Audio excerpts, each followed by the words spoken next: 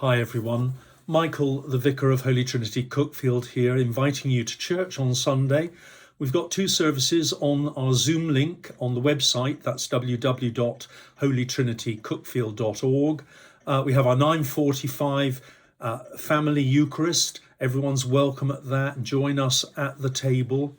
And then at 4:30 we have our new act of worship, Ignite, which is aimed primarily at young people and the young at heart. But everyone's truly welcome to that service, and we're having somebody giving a testimony of their own Christian discipleship. This Sunday is the last Sunday of the church's year and the feast of Christ the King. It's an extraordinary feast, quite a late one. Was added by the Roman Catholic Church in the 1920s and adopted by all of the mainstream Protestant churches.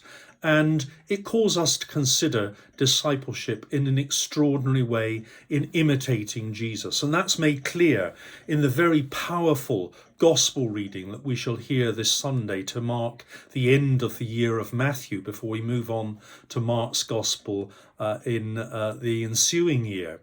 And I just want to read you a bit of it.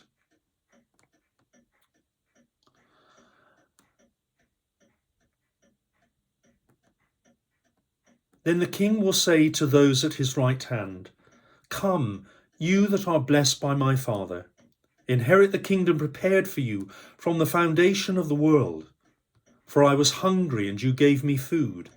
I was thirsty, and you gave me something to drink. I was a stranger, and you welcomed me. I was naked, and you gave me clothing. I was sick, and you took care of me. I was in prison, and you visited me." Then the righteous will answer him, "Lord, when was it we saw you hungry and gave you food, or thirsty and gave you something to drink? And when was it that we saw you a stranger and welcomed you, or naked and gave you clothing? And when was it that we saw you sick or in prison and visited you?" And the king will answer them, "Truly I tell you, just as you did it to one of the least of these who are members of my family, you did it to me." Just incredible imagery. As I say, it calls us to consider how we live our lives, in the sense that we are called to see in the face of all those we meet, no matter what their situation, we're called to see in them the face of Jesus Christ, to interact with them as if they were Jesus Christ himself. So do join us on Sunday on the Feast of Christ the King as we give thanks to the one who gives everything to draw each one of us to the fullness of life.